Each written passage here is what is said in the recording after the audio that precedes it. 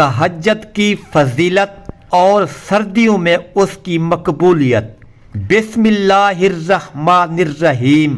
آج ہم بات کریں گے ایک ایسی عبادت کے بارے میں جو اللہ تعالیٰ کے سب سے قریب ہونے کا ذریعہ ہے، اور خاص طور پر سردیوں کی راتوں میں اس کی ادائیگی آسان بھی ہے اور بے حد اجر و ثواب کا ذریعہ بھی ہے۔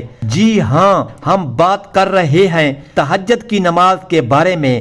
تہجد کی فضیلت۔ تہجد وہ عبادت ہے جس کا ذکر قرآن پاک میں کئی مقامات پر آیا ہے۔ اللہ تعالیٰ نے فرمایا ہے، اور رات کے کچھ حصے میں تہجد پڑھا کرو، یہ تمہارے لیے زائد عبادت ہے تاکہ تمہارا رب تمہیں مقام محبوب پر فائز کرے۔ سورۃ بنی اسرائیل آیت نمبر 79 میں آتا ہے، نبی کریم صلی اللہ علیہ وآلہ وسلم نے فرمایا، رات کا بہترین وقت آخری تہائی کا حصہ ہے۔ اللہ تعالیٰ آسمان و دنیا پر نزول فرماتا ہے اور فرماتا ہے، کون ہے جو مجھ سے مانگے تاکہ میں اسے عطا کروں؟ کون ہے جو مجھ سے مغفرت طلب کرے تاکہ میں اسے بخش دوں؟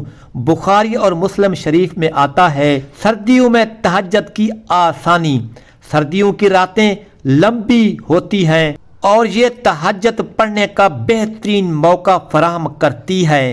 آپ آرام سے سو سکتے ہیں، پھر فجر سے پہلے اٹھ کر اللہ تعالیٰ کے حضور جھک سکتے ہیں۔ حضرت عمر بن خطاب رضی اللہ عنہ نے فرمایا، سردی کا موسم مومن کے لیے غنیمت ہے کیونکہ اس میں عبادت آسان ہوتی ہے۔ نمبر 1، تہجد پڑھنے کا طریقہ۔ نمبر 1، تہجد کے نماز کے لیے وقت رات کے آخری حصے میں ہوتا ہے، یعنی فجر سے پہلے۔ نمبر 2، کم از کم 2 رکعت اور زیادہ سے زیادہ 8 یا 12 رکعت پڑھ سکتے ہیں۔ نمبر 3، تہجد میں قرآن کی تلاوت کریں، دعا کریں اور اللہ سے اپنے گناہوں کی معافی مانگیں۔ تہجد کی دعا۔ تہجد کے وقت کی جانے والی دعا کبھی رد نہیں ہوتی۔ اللہ تعالیٰ خود فرماتا ہے کہ اس وقت مانگنے والے کو عطا کیا جاتا ہے۔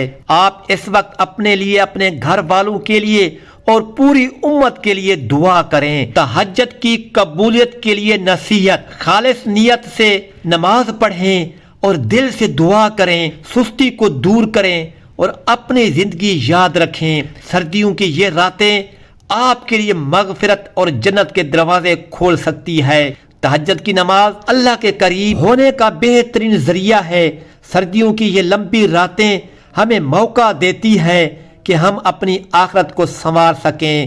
تو آئیے آج سے یہ طے کریں کہ تہجد کو اپنی زندگی کا حصہ بنائیں۔ تہجد کو اپنی زندگی کا حصہ بنائیں گے، آئیے اللہ ہمیں تہجد کی توفیق عطا فرمائے اور ہمارے گناہوں کو معاف فرمائے۔ آمین یا رب العالمین۔